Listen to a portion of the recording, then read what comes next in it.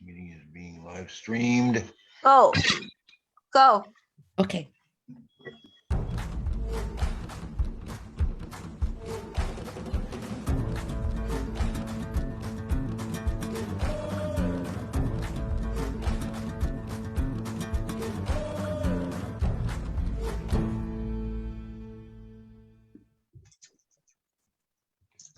Welcome to Up Close, Meet the Poet Behind the Verse. I am your host, River Maria Erke, and here to help me pull this off is a mutual poet, Julie Martin. Hi, Julie. Here we like to showcase one poet a month, and with an interview, a poetry reading, and a giveaway. It is our goal to introduce to you the person behind the poems. Before we start, I'd like to remind our Zoom audience to remain muted during the duration of the show. And we encourage questions. You can put them in the, can somebody? It's feedback from you, River. It's echoing what you're saying. Is it really? Now it's not. Okay. I think it's okay. Okay. So we encourage you to put questions in the chat if you like, and if we have time at the end, we'll dive into them. We are having a giveaway today, details later. A shout out to our sponsors, LUMP, the League of Minnesota Poets, and to say that there's a couple little links in the beginning of the chat. If you'd like to support us, you can go to them. And then to remind us, we are all live on Facebook. And so with that, I'd like you to sit back and I'm going to introduce to you our January 2022 up close poet, Jere Truer. Hello. Oh, hello. I'm going to introduce you just first real quick. Jere is a retired, although Jungian psychologist, lifelong musician, poet, and storyteller. A native of Minnesota, currently living in Yuma, Arizona with his wife, Monica. In his words, 8 years ago, he defected from Minnesota. Jere and Monica first moved to the mountains in Colorado before moving to the desert 5 years later. Even though he left, Jere couldn't say goodbye to Minnesota and still teaches a graduate program part-time and meets weekly with his tribe of poets on Zoom. Jere grew up in the 1950s in Wilmar and moved to Minneapolis in 1972 to attend Augsburg College. He spent his next 41 years in Minneapolis working and expressing his creativity. Jere is the author of 2 poetry books, The Art of Dying and Dreams of a Hungry Dog. Joining us from his man cave in Arizona, let us welcome Jere Truer. Thank you very much. Well, I thought we'd start out with welcome, and thank you. I thought we'd start with talking about the giveaway. Okay.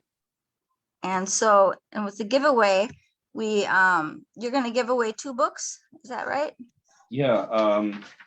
They're my 2 books, and so basically, one person will get this one, and one person will get that one. Okay. And then so with the people that have been here before, our number game is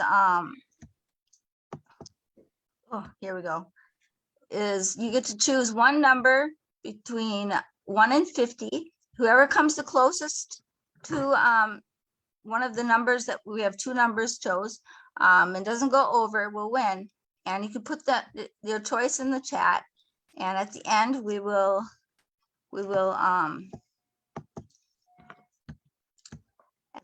announce the winners. So with that, let's see here. Let's begin with a poem from your book, The Art of Dying. Okay.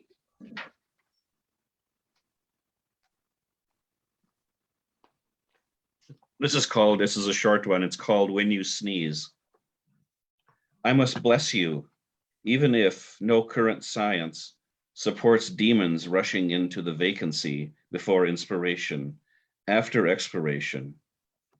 Perhaps your soul left your body after all, if only for a glimpse of the sacred mountains. Yet I remain, yet I bless you.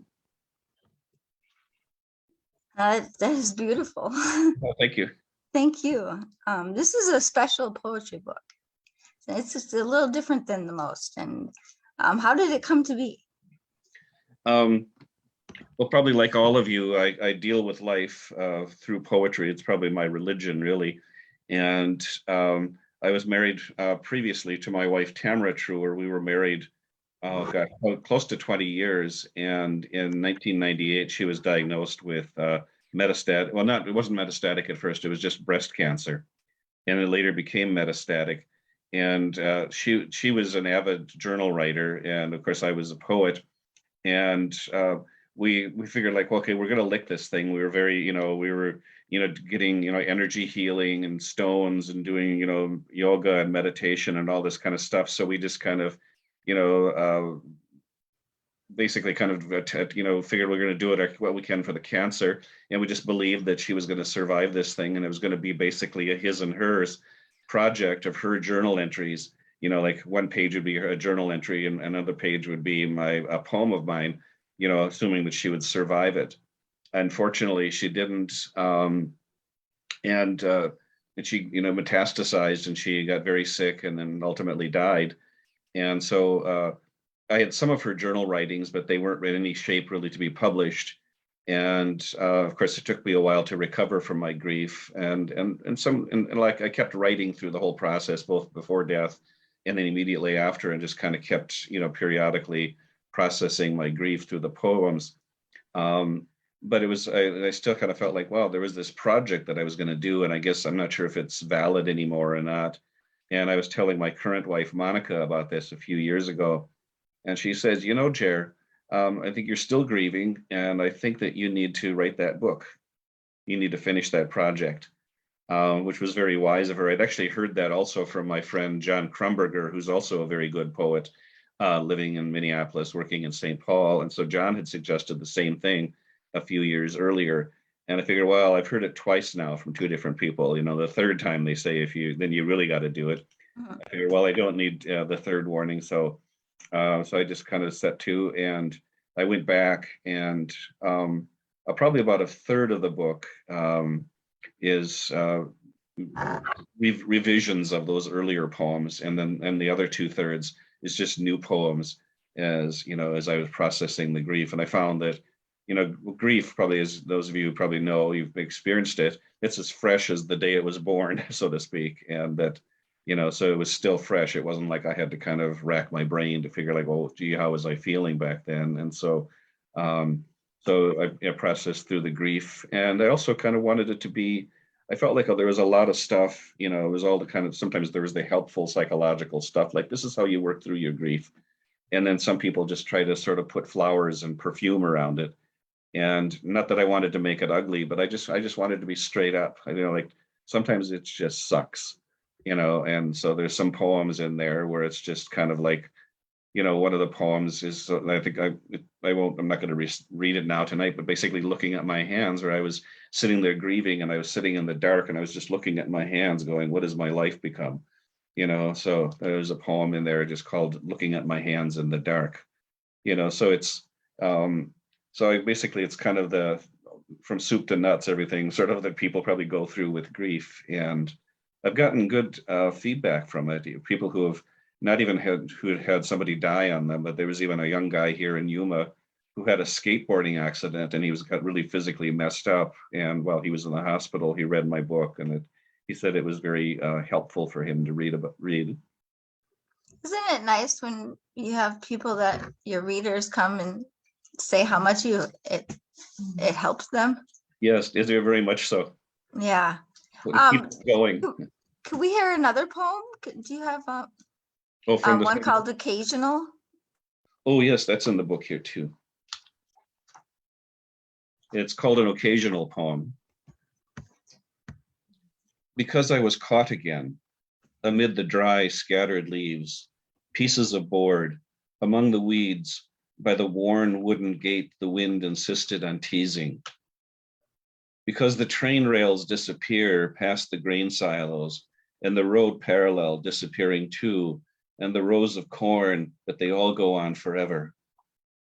Because the grasses of the cemeteries finish the job of dying by growing tufts of sod around the crosses, over the gravestones, and all names, all dates, all words. Because the stars ultimately frighten me by their distance, by their constancy, how one comes into being, how another is gone, how much of what we see is no longer there. Because of snow melting star-like, coral-like, in the crusts of the lake's edge, freed by the warmth of a spring day, and the onion grass dancing. Because of melancholy, which gathers all these little worlds which decay and yet remain faithfully at the periphery, and sadness mixed with sweetness bids us bless. Thank you. Thank you. Well, let's take go a different direction a little. And Okay. when you and your current wife, Monica, left Minnesota and you moved to Colorado, where did you go? We moved to a little town up near the Great Divide called Silver Plume. It was an old silver mining town. At one time, it was kind of a boom town when silver and gold were valued at the same level. But then when silver was devalued, it kind of killed the town and it just kind of hung on. So it was almost a ghost town. And when we lived there were about 150 people. A lot of hippies in the 60s and the 70s went there to drop out, to tune in, turn on, and drop out, and kind of wanted to get away from civilization. And of course, we're hippies, and we moved in there too. But we started the bed and breakfast. They weren't real happy to have a new business coming in because they wanted to get it away from the world, and we're bringing business into the world. But so we owned and operated a bed and breakfast up there in the mountains. But it was an old mining. It was an old hotel. Yeah, it was a hotel for miners, and it wasn't a really big place. It was we had 5 rooms that we rented out. I think back in the day they probably had cots and bunks and all kinds of things, and the mine kind of went up. Basically the workers would probably get up in the morning and blanking on the names. Anyways, but so the woman who owned the hotel basically made breakfast for everybody, probably at 4 a.m. or something, and then they hiked up the mountain and mined all day and came down and probably slept off their dirty got duds and slept there. So it was not a fancy hotel by any means, but I think our guests liked it. It had the ambience of kind of the 1880s. It was very rustic. What an experience that was. It was. Now you live in the Sonora Desert, right? Yeah, down in yeah. How often do you make it back to Minnesota? About maybe once a year or so. It's usually an event. The last time I was there, I was there in August. I had an aunt, my mother's sister, who had died, and I virtually kind of spent half of my childhood with her and her family. Not because of any foster care thing. It was just that we were very close, and I, spent summers there. And so she died, and so I came back for the funeral, and then I was back about a year and a half ago for the 50th anniversary of the grad school that I taught. So it was usually some kind of event that was happening that would bring me back. Well, often when people are creative in their adulthood, it usually can usually link it back to their childhood somewhere. Yes. Yeah. And another form of expression that you have besides writing is music. Yes. That love started really early for you. How old were you when you started playing the piano? I was 10. In fact, I probably when I was about 6, I started begging my parents for a piano, and they couldn't afford it. And they weren't really sure because they didn't want to go out and buy this thing that you can't really afford and then have a kid not be interested in it. So after 3-4 years of constant begging, they finally relented and got a piano. And that was at 10. And then at 11 years when you started the band? Yeah, drums? Yeah, I joined the junior high band, and so I was in the drum section. And I played mostly snare drum, but there's all kinds of cool things to play around with in the percussion section. Well, and then in college, you picked up the guitar. Yeah, kind of out of necessity because I was writing songs by that point too, and I was used to playing a lot.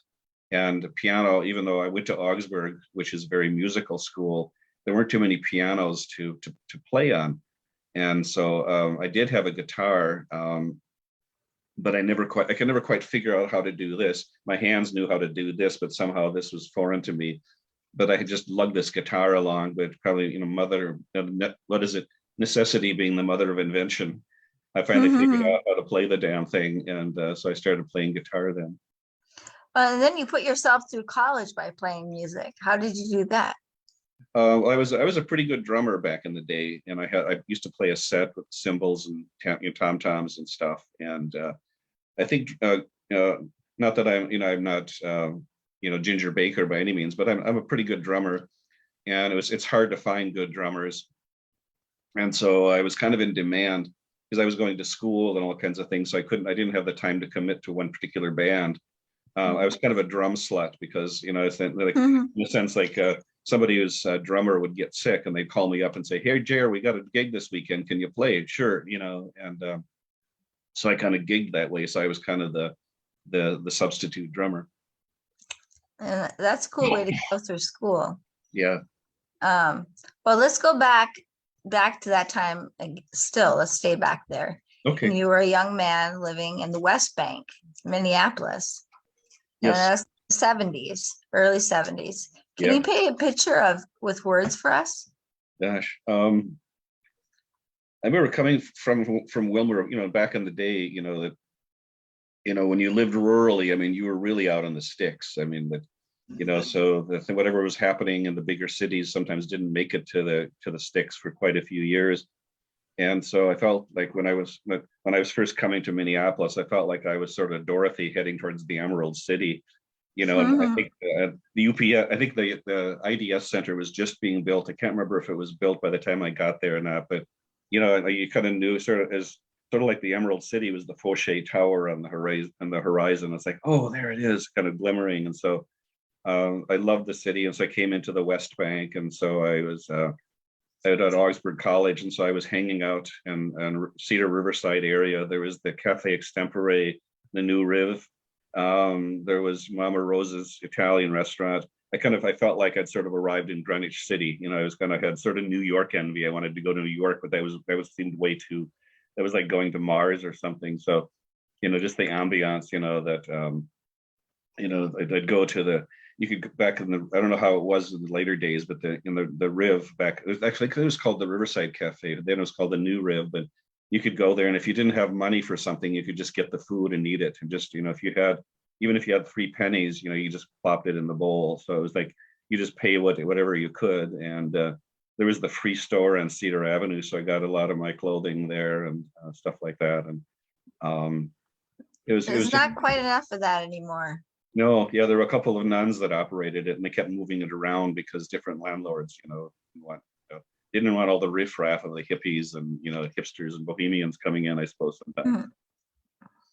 Oh, well, let's take a little different direction again. And who was John Mitchell, and how did he influence you? John Mitchell was I first met him when I first came to the college to meet some of the faculty. I originally came as a music major, but the music major, the way that the curriculum was kind of killing the thing that I loved, and so I stopped being a music major. But I did meet John Mitchell when I was first checking out the school, and I had English as a minor, and somebody said, "Well, you should meet John Mitchell." And so he was the proverbial kind of I'm not sure if he was a dope smoker, but sort of the dope smoking hippie English prof, who was kind of just out there. And I think he introduced me to Robert Bly eventually, but I think he was sort of like a Bly wannabe, kind of dressing, with vests and all kinds of stuff. And so he was a very kind of outrageous character in a lot of different ways. And of course, I'm 20 years old, and I figure like, yeah, give it to me, because I was sort of tired of the sort of sometimes with Minnesota, we kind of tend to sort of want to play things down, and Mitchell was from Alabama, so it's like, why play it down, boy? Let's get it out, So there was just this kind of exuberance that and sometimes it came out in anger too, because he was kind of rebellious in a lot of ways too, and so was I, and so I think that I was drawn to that because to compare him to maybe to kind of like he was sort of my little version of John Lennon, like kind of this person who was outspoken and stuff like that, and I was of the Beatles I was drawn to John Lennon, and so he kind of satisfied my that aspect of my personality, I guess, and he really nurtured me in writing poetry, and did he influence you with some of the Jungian and Joseph Campbell and oh yes, with thank Robert you. Bly? Yeah, because he introduced me to, in his lectures, he would stir in a lot of Joseph Campbell, a lot of Robert Bly, a lot of Jung, and so I got exposed to that stuff very early on, and so that's been a lifelong interest. I still love Jung. Now that I'm retired, I have more time to read, and so I can delve back into Jung's works and things. Well, and your formal training is in the Aldo. Oh, Adlerian. Yeah. What type of psychology? What does that entail? Well, Adler was a friend of Jung's. Adler, Freud, Jung, and Adler. They were sort of the big three back in the day, and Adler was very much focused on the whole family system. And actually, Jung was also a friend of Adler's, and in fact, I liked Adler and I liked Jung, and I couldn't figure out like, okay, well, I can't really commit to either one. And when I read something of Jung's some time ago, he basically gave me the kind of the keys to that kind of gave me the permission to kind of be both, because he said my psychology, the Jungian psychology, is a psychology designed for like the second half of life. And looking at your faces, we're pretty much all of us, maybe not all of it, but we're all in the second half of life, which is kind of going in and making sense of like, okay, what have I done now with my life, and where do I want to go, and what's the meaning of it all? And Adler's psychology is more for the first half of life, where you kind of learn to put deodorant on and brush your teeth and be a nice person and be respectful to your elders and stuff like that. So the Adlerian training was kind of basic. It was real basic stuff that actually I think Adlerian psychology, Adler wasn't a very good self-promoter, and so his ideas were great, but his personality was not what drew people to him. What didn't make him famous, I guess, but his ideas got distributed. So the idea of kind of actually Adler invented sitting up in a chair facing your therapist, because before that, the patient would lay back in this sort of passive role and just kind of free associate. And Adler basically said, hey, we're both adults, sit up and talk to me, and so Adler was very big into democracy. He was Jewish, but he was more kind of culturally Jewish rather than religiously Jewish. And he and Rudolf Dreikurs, his sort of main disciple, they were socialists. And they were, in fact, one of my favorite quotes by Dreikurs is what he said: it's better to raise one's fist against the umpire than to beat one's breast. Oh.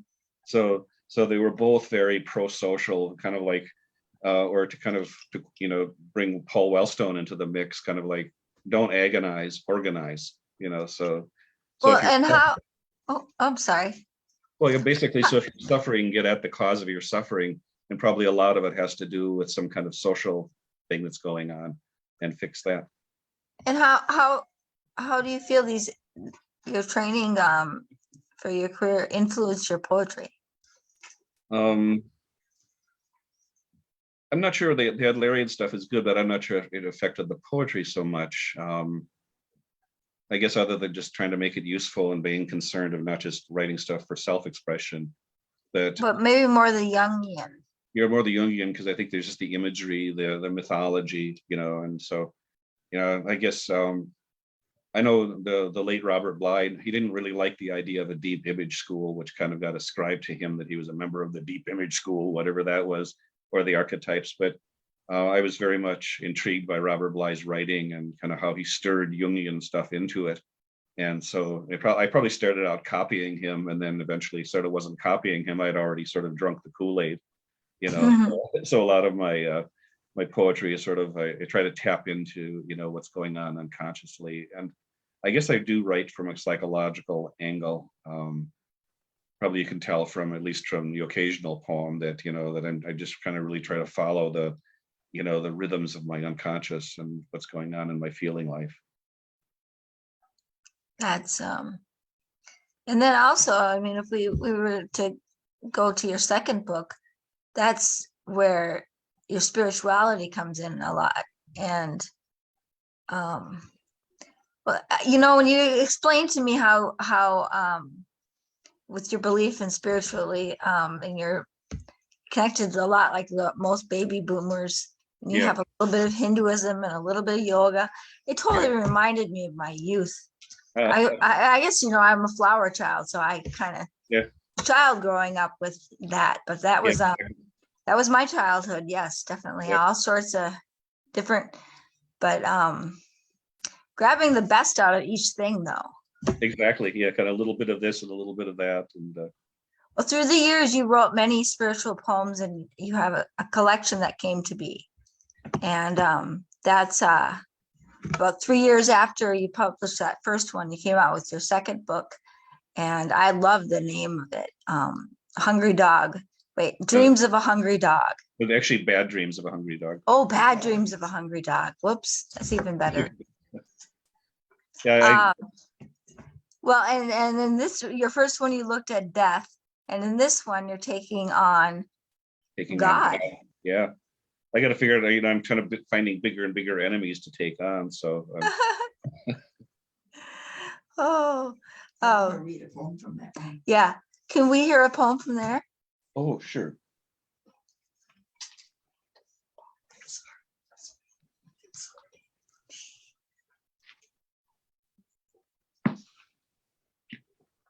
Oh, this is called The Buddha Without Hands.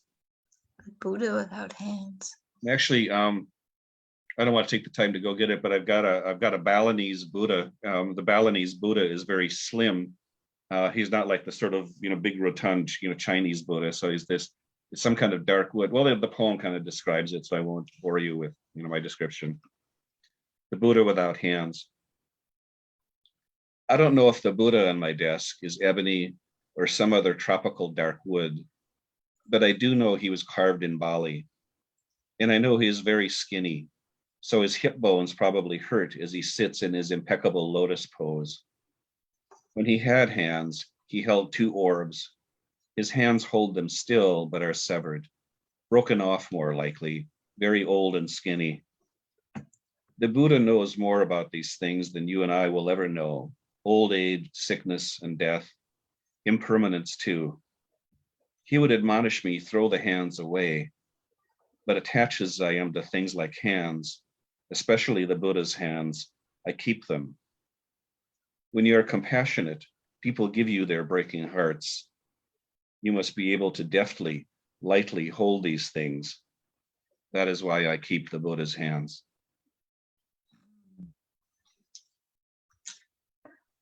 Question. What do you think is the key to creativity, especially when as a child? We've talked about that. I think that basically it's boredom. I completely agree. Yeah.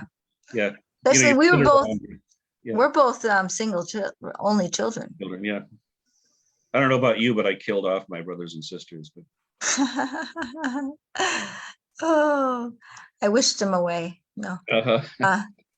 You have also a great quote about the rich and poverty. Do you remember that one? Oh yeah. In fact, I was going to try to look it up so I didn't bastardize the quote, but it's a very brief poem by the late Swedish poet Thomas Tranströmer, where he's touring a rich man's house, and he says to the man, "Your house is very beautiful. Your poverty must be elsewhere." That's just great. I think that's true. We're rich in one thing, but we're poor in something else. Oh yeah, so many people that would just go right over their head. Yeah. So you have a special treat for us tonight. Oh, the Rumi poem? Yeah, did it work? Yeah, I can play it. Okay, cool. And or you have the drum too? Yeah, this is a drum deck. And So this is a particular kind of drum that's kind of comes from the Arabic region of the world. Well, cool. I was gonna say after you finish the poem with the drum, you can go into your 5-minute reading if you want. Okay.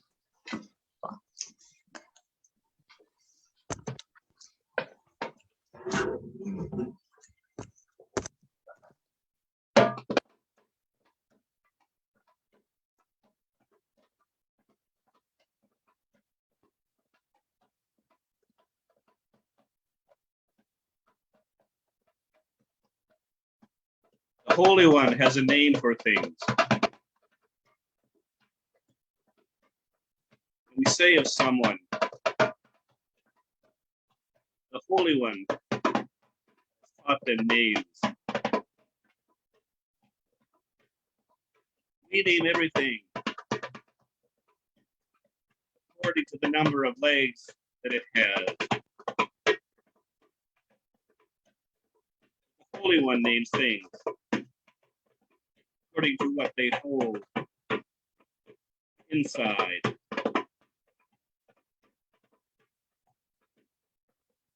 Moses waved his stick, and he called it rod. But inside, its name, dragon snake. And they thought the name for Umar was the agitator against the priests. But eternity shall know him as the one who believes. No one knows our true name. No one knows our true name. No one knows our true name until our last breath goes out.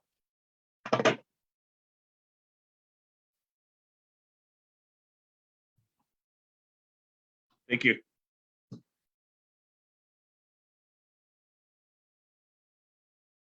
Thank you. That's sweet. Where did River go?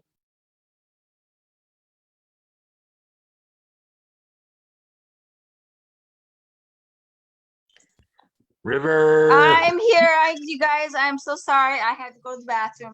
Oh, okay. I just had to get to the bathroom. So These I'm things back, and that was awesome. I got to hear it. But what do we have? About 20 minutes.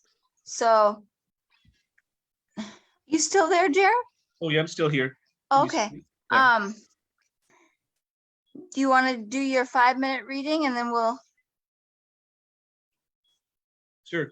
I was going to tell you kind of how the name of Bad Dreams of a Hungry Dog came Oh about. yes, I forgot about that. Yes, I want to hear that. Oh, by the way, we could only see the top of your head, River. Just, Oh, I know. I have to get back in my chair. I gotcha. was in a hurry to get back when I heard, "Where are you, River?" Okay. So while you explain that, I'm going to take my video off so I can back up. Okay. So I've always availed myself. I've sort of been on a spiritual quest kind of all my life, and I had a vision of my grandfather after he died when I was 3.5. And when you're 3.5, you don't think like, oh my God, you're a ghost. It was just kind of like, oh, he's back. Hi there, Grandpa. And so these kind of mystical things would happen to me over the years. And so it's kind of, I've always had a foot in the mystical. And so I've availed myself of different practices, and getting energy healing is one of them.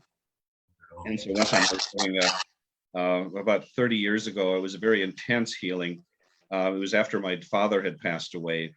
And actually my father had, this sounds a little bit bizarre to some folks perhaps, but my father had actually moved in on me. And so his soul came into my body, and I kind of felt crazy because there was my father inside, and I figured like, get out of here, and he didn't, my father was never one to take no for an answer. So he was kind of stubborn anyways. And so I went to a healer, an energy healer, for something else actually. And when in the process of healing, he bends down and he says, "Would you like your father gone?" And I said, yeah, absolutely. It was just kind of, yes, because I'd been to different people and they said, well, it looks like your father is rather close. Have you told him that you don't appreciate this? Oh, believe me, I stood in the mirror and even actually swore and cursed at him, like, leave me the F alone, but he wouldn't go. And so anyways, Bill Torvund was the man who was the healer, by the way. He's very, very skilled energy healer. So he was working on these things, very intense. I saw him reach in all the way up to his shoulder, reaching into my belly and pulling out stuff. It was very incredible. Hard to believe in our three-dimensional world. And finally, at the end of it, and this was like in a May morning, so it was already kind of warm. And so finally, at the end of it, I'm sweating. I'm just like wringing wet, and he's wringing wet. He's out of breath, and I'm out of breath. And he's finally done. And I'm on the table, supine, and he leans over and he says, he quotes some Swami, whatever, Ananda. I don't remember the name of the Swami, but he says, according to Swami, blah blah blah. He said, the path to enlightenment is like the bad dream of a hungry dog. And it just kind of stuck. And so I've kind of carried that idea of a bad, and I always wonder, like, well, what do I do with this? I didn't, I had the experience, which was very profound, but I always did seem like that the path to enlightenment is indeed like the bad dream of a hungry dog. So that was a title. And so when I was deciding to title the book, I kind of did a Google search and I tried to look everywhere and to see, because I didn't want to steal somebody's quote, but I couldn't trace it down anywhere. So it must have been made specially for me. Maybe it was Swami Jarananda, from Minneapolis. So anyway, so that's why I chose that title, Bad Dreams of a Hungry Dog. That even makes the title even 10 times better to me. Oh, thank you. Like to begin with, but that's a great story. Thank you. Oh, you're welcome. Let's see. Well, one poem I went to Greece back in 2011, and that was a very profound experience. I spent about 3 weeks on the island of Naxos in Greece. Naxos is one of the Cycladic islands it's closer to Turkey than it is to Greece, actually. And so I was there for 3 weeks, and that was in 2011. And of course, there was a lot of political stuff going on in Greece back then. They were having their own sort of insurrection, if you will. First, you go to Greece. And then there are the Cycladic islands, among them Naxos, where this poem begins. A very old stone's throw from the cave where Zeus was where Zeus was born. So it is not and then, it is before then, before everything. And there I float, days on end, all the long while, between the sun and all the waters of the world. Psychotic in the Homeric sense, totally ensouled, deranged from the monstrous self I became back in post-civilization. I wander where the sea bewilders my feet, where the sun empties my head and my hands. The sinner, they say, never gets to heaven by perfection, but instead by falling upon the ground, surrendering to paradise.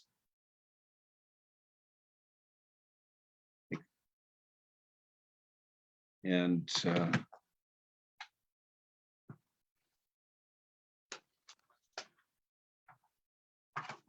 here's one from The Art of Dying.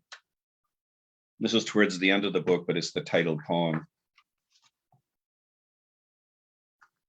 She died in the early fall, before the leaves fell, but as they turned to display their true colors, they flamed out in deciduousness like their life, like the soul showing itself finally. It occurs to you that you will die, perhaps in the same way, if lucky, that is the first lesson in the art of dying. But you knew, you thought already, that you and everyone around you will die, and you knew that she was dying.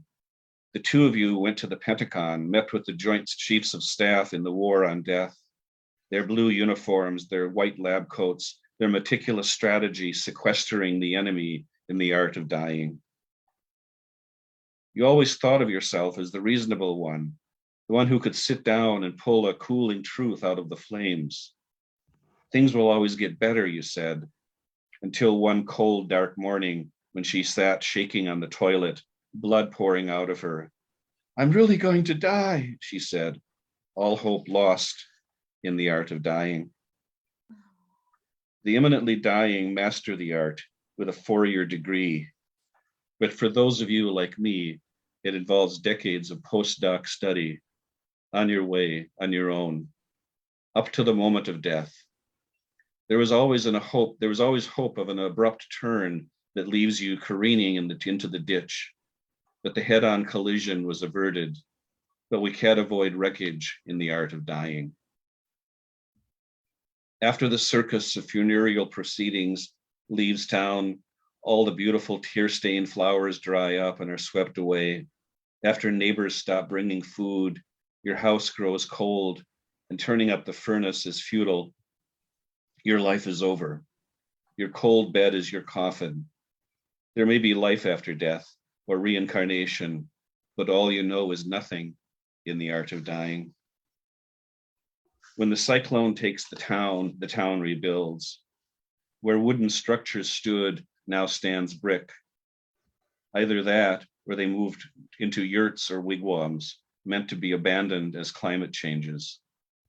At first you rebuild with stone and timber a fortress against the chaos. But frost and wind, rain and thaw still hold the day. The bigger you build your bulwark, the bigger the collapse in the art of dying.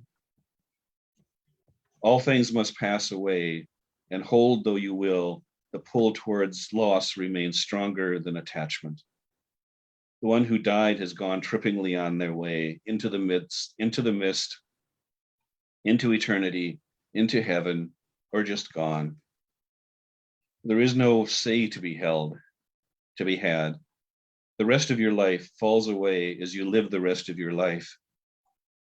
It does not matter. What held you up really held you down, and complete freedom glimmers in the art of dying. Thank you. Thank you. God, that was beautiful. It was just, that was very effective. I mean, yeah. How much time do I have left? I wasn't watching. We started so late that you want to do like 2 or 3 more poems? Sure. And then we'll do the giveaway. Okay. Well, let me mention if the Zoom audience out there, if you haven't put your guess in for the giveaway in the chat, here's your time to do it. You got 1 through 50. There's 2 books he's given away. So here we go. Okay. This poem basically happened exactly the way I said. I was kind of writing it sort of in vivo, or kind of as, they say, in real time. And I lived in South Minneapolis, and so many of you know, I'm not sure if it's even there anymore, Java Jacks. So the poem is called, "What Do I Have to Say for Myself?" On a Saturday morning, midway through the middle of my life, I sat at Java Jack's coffee shop with an open journal, an empty cup, and nothing to say. At a nearby table, 3 intent people leaned upon a silent, broken woman. One man, jowls quivering, demanded, "What do you have to say for yourself?" A year, more or less, had come and gone. The question lit a burning coal in my mind. What of this self? What shall I say with my often self-deprecating humor? That I am a moderately successful shrink who would be a failing poet? Or a sometime poet who should stick to business? Or perhaps a confused father, a friend to many who don't really know him because he dabbles in secrets?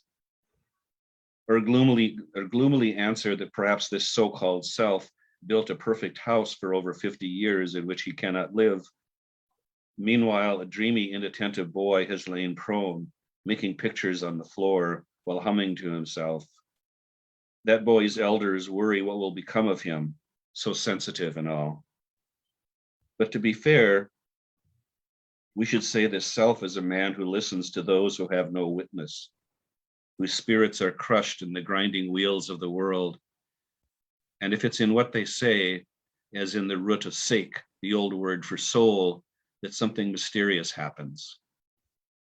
There is a sea that lies beyond this poor man's confusion, wherein drops the moist precipitate of all his carried griefs and wandering thoughts. And so, if all poetry is true dream interpretation, in what dreams this dreamer, this self, sitting here before you in nothing but whiteness, blankness? Mm. Oh, that was incredible. What was that called again? It's called What Do I Have to Say for Myself? Okay. And that was in the... That's in the Bad Dreams book. Okay, cool. Oh, hi, Greg.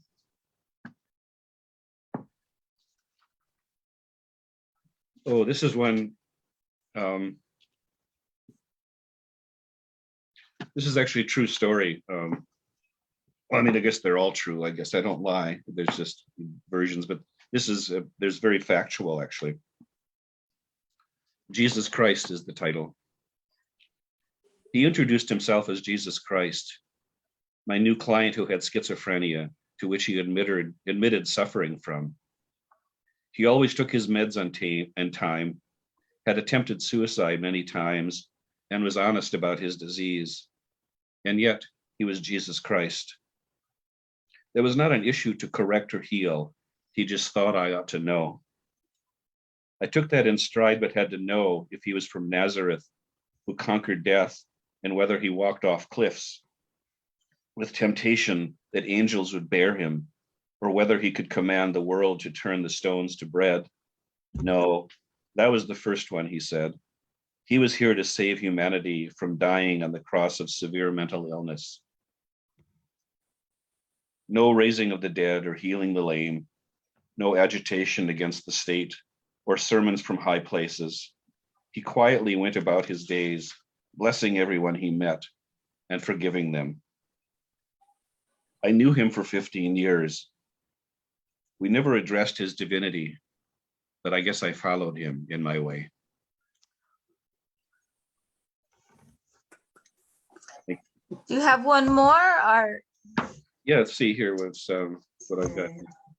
Oh, this is it's all just towards the end of the book. It's called A Love Story. Because, you know, I fight with God on a few of the poems. I kind of take him on saying, you know, you SOB, what the hell are you doing? But anyways, and this one was kind of basically a reconciliation, a makeup poem, if you will. A love story. You put me here in the time of mass extinction, grew me up under a radioactive fungal cloud, watched me witness the plagues of futile despair and willful entrenched ignorance. It is amazing I have even a shred of trust, but tatters of it still hang in the air between us. People argue all day and night about you, but I was never articulate at your defense, unable to truly say what I meant until now. But there may not be much time, and I see finally that your holiness shines in everything. A consciousness, however frail, ours. A bright mind can shine like the scorching sun, but without soul, it leaves a barren wasteland.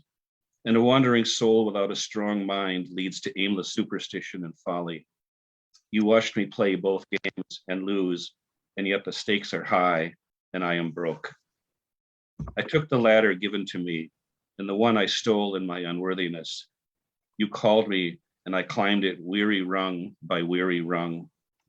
Who could have known you were the ladder? And now I am back at the bottom where it starts, in the longing of my lonely heart. Would that I could have spared myself the years of self-abnegation and flagellation, or Martin Luther torture and Siddhartha binge and purge. But then, what is wisdom? What is wisdom? There's little left to do but simply love you. And as your rabbis say, be a good person. Oh, that is it. I like your poetry. Yeah, I do too. Oh, My thank you. mom does too. I She's do behind me on the couch Hi, saying. Mom. Thank you. You're welcome. Well, let's quickly, before, in case anybody has to go, Julie, does anybody want Yes, we have two winners. Lina hit the nail on the head. Yep, I thought so. She guessed 37, and Oh, then Barry came in closest to 17 without going over. Oh, fantastic. okay. Well, both of you put your send directly to Jerry your address. Then he can send those out. Which Okay. which one did you pick for your number? Well, for me, I think I picked 37. I think you picked. Yeah, 17. which book would you do? Well, I'm part of it. I can't help but think that I know that Barry is a Buddhist, and Yes. if Lina doesn't mind, I thought I would send the Bad Dreams book to Barry and the Art of Dying to Lina, unless you guys want to convince me otherwise. You guys have any words to say to that? I thank you very much. Yes, thank you. I like that. Oh, you're welcome. Cool. Well, thank you so much, Jared. It has been an honor to get to know you through this process. Oh, no, the honor is mine to be featured like this. Thank you. I am going to, because we're out of time, but all of us that are here can stay after. I'm just going to do the last final thing so I can turn off Facebook. Okay, everybody? So the next show is going to be February 2nd, and we're going to feature Hardy Coleman and Patricia Enger. Okay. And it's we're doing a couples. It's gonna be interesting for February, but and if anybody saw that we did a pop-up poetry reading this last Saturday morning before this show, in February, we're doing one February 29th. Wait, we're doing one January 29th, sorry. Okay. So for the February show. But with all of that, thank you so much again for coming there. And I'm gonna we can all stay. I'm just gonna Tell him I am gonna buy a second book. my mom's gonna buy your second book too. Okay. She can go on